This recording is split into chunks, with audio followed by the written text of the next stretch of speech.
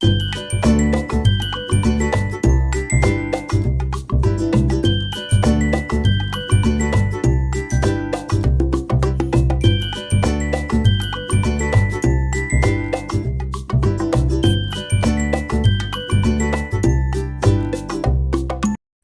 Hello, नमस्कार. स्वागत आहे तुमचं ॲक्टिव्ह पूजामध्ये. मी पूजा.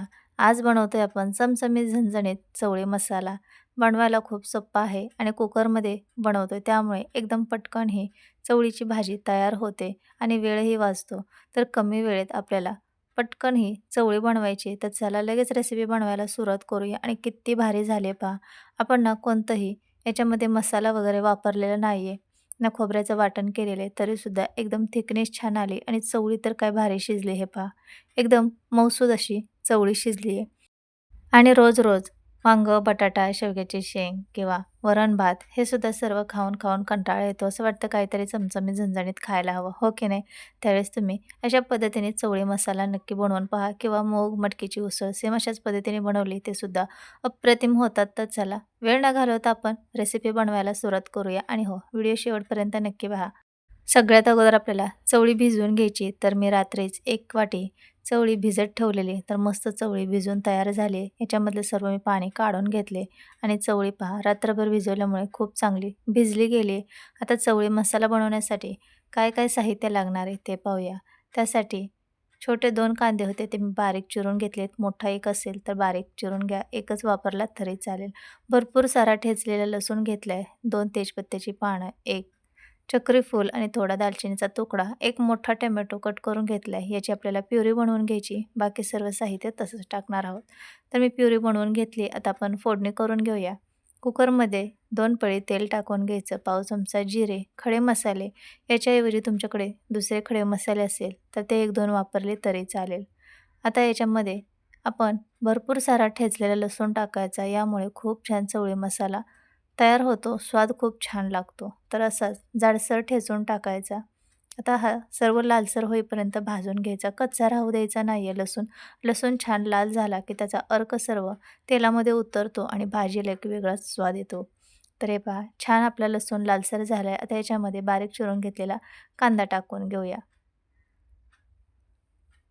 तर सर्व कांदा मी याच्यामध्ये टाकून घेतला आहे. आता थोड्या वेळासाठी हा कांदा आपण परतवून घेऊया. आणि थोड्या वेळ कांदा चांगला परतवून घेतलाय. हलका-फुलका याला गुलाबीसर रंग आलाय. आता याच्यामध्ये 1 चमचा आलं लसूणची पेस्ट टाकून ते सुद्धा परतवून घेऊया. म्हणजे कांद्याबरोबर आलं लसूणची पेस्टसुद्धा चांगली परतवून होईल, चांगली भाजली जाईल. तर हे पहा मस्त आपलं कांदा चांगला भाजून झालाय. थोड्या वेळाने आता याच्यामध्ये टोमॅटोची प्युरी टाकूया. तर एक मोठा टोमॅटो मी मिक्सरवरती पाणी न टाकता बारीक करून घेतलाय. आता ही सर्व प्युरी आपण टोमॅटोची कांद्यामध्ये टाकून हे सर्व चांगलं परतवून घ्यायचं आहे. टोमॅटोचा कच्चेपणा जाईपर्यंत हे थोडा वेळ परतवून घेऊया. तर टोमॅटोसुद्धा मिश्रण आपण चांगलं परतवून घेतले आणि चांगलं याला तेल सुटलेलं आहे. टोमॅटोचा कच्चेपणा सर्व निघून गेला आहे आणि मस्त आता प्युरीसुद्धा भाजून झाली. याच्यामध्ये मसाले टाकूया. तर मी ते 2 छोटे चमचे चटणी टाकून घेतली आहे. तुम्हाला किती तिखट आवडतं त्यानुसार चटणीचं प्रमाण कमी जास्त करू शकतात. थोडीशी हळद टाकूया. पाव चमचा छोटा धना पावडर, थोडासा गरम मसाला आणि थोडासा सब्जी मसाला टाकला. तुमच्याकडे जे मसाले असतील ते टाकू शकतात. जसं की किचन किंग मसाला असेल, मटण मसाला, चिकन मसाला जो कोणता मसाला असेल तो वापरला तरीसुद्धा भाजी खूपच छान होणार आहे. सर्व चांगलं परतवून घेतले आणि मस्त सुगंध येतोय एकदम भारी. आता याच्यामध्ये छोटा 1 चमचा लाल मिरची पावडर टाकून घेतली आणि ती सुद्धा आता चांगली मसाल्यामध्ये मिक्स करून घेऊया. चवीनुसार मीठ टाकूया. आता हे सर्व चांगलं मिक्स केले आणि मस्त चमचमीत असा आपला इथे मसाला बनवून तयार झाला आहे. अप्रतिम असा सुगंध सुटलेला आहे. कोणतंही आपण वाटण वापरलेलं नाही आहे. तर हे पहा कलरही खूप छान आला आहे. आता आपण भिजवून घेतलेली चवळी सर्व याच्यामध्ये टाकून घेऊया आणि सर्व मसाल्यामध्ये चवळी मिक्स करून घेऊया. आणि आपण ही चवळी मसाला थोडासा रस्सा बनवतो याचा. ज्यांना कोणाला सुकी भाजी आवडत असेल त्यांनी सुकी बनवली तरी चालेल किंवा मग रस्सा भाजी बनवली तरीसुद्धा खूप छान होणार आहे. तर मस्त कलर आलाय पहा. एकदम चमचमीत आत्ताच ही चवळी मसाला दिसतोय. आणखीन आपल्याला ही शिजवून घ्यायची आहे. तर याच्यामध्ये आता गरम पाणी टाकून घेऊया. तर मिक्सरच्या भांड्यामध्ये आपण टोमॅटो प्युरी करून घेतलेली त्यामध्ये थोडंसं पाणी टाकून मिक्स करून चवळीमध्ये टाकून घेतले आणि पाणी गरमच टाकायचे. त्यामुळे आपली चवळी मसाला आहे तशी एकदम चविष्ट होणार आहे. कारण सर्व फोडणी गरम असते, त्यामुळे त्यामध्ये गार पाणी टाकलं तर सर्व चव बिघडते आणि म्हणावं तेवढी भाजी चविष्ट बनत नाही. तरी ते मी 1 ते 1.5 ग्लास एवढं पाणी टाकून घेतलंय आणि 5 शिट्ट्या मोठ्या गॅसवरती करून घ्यायचे. तर कुकरचं झाकण लावून घेतलं आणि 5 शिट्ट्या मोठ्या गॅसवरती करून घेतलेत. आणि हे पहा, थोड्या वेळाने कुकर व्यवस्थित थंड होऊ द्यायचा आणि मग झाकण खोलून पाहायचं. एकदम घमघमाट सुटलेला आहे चवळी मसाल्याचा. आता याच्यामध्ये बारीक चिरून घेतलेली कोथिंबीर टाकूया आणि मिक्स करून घेऊया. तर एकदम भन्नाट आपली चवळी मसाला तयार झाली. कोणतीही पातळ रस्साभाजी बनवायची असेल ना, त्यामध्ये गरमच पाणी टाकायचं. त्यामुळे भाजीची चव बिघडत नाही. नेहमी मी पातळ भाजी बनवताना ही टिप सांगत असते. आणि पहा चवळी किती भारी शिजली आहे. मी अगोदरसुद्धा दाखवलेलं आहे. 5 शिट्ट्यांमध्ये चांगली चवळी शिजली जाते. जर नाही शिजली तर आणखीन 1-2 शिट्ट्या करून घेऊ शकतात. आता आपण ही चवळी मसाला प्लेटमध्ये काढून घेऊया. तर दिसतोय ना एकदम भारी. तर नक्की तुम्ही सुद्धा एकदा करून पहा. आणि रोज-रोज वांगं, बटाटा, शेवग्याची शेंग, मेथी, शेपू या सर्व भाज्या खाऊन-खाऊन आणि बनवून सुद्धा खूप कंटाळा येतो. हो ना, तुम्हाला सुद्धा येत असेल. तर तुम्ही सुद्धा नक्की अशा पद्धतीने चवळी मसाला बनवून पहा आणि कशी वाटली ही रेसिपी नक्की कमेंटमध्ये सांगा बरं का. आणि थोडी जरी रेसिपी आवडली असेल तर एक लाईक नक्की करा.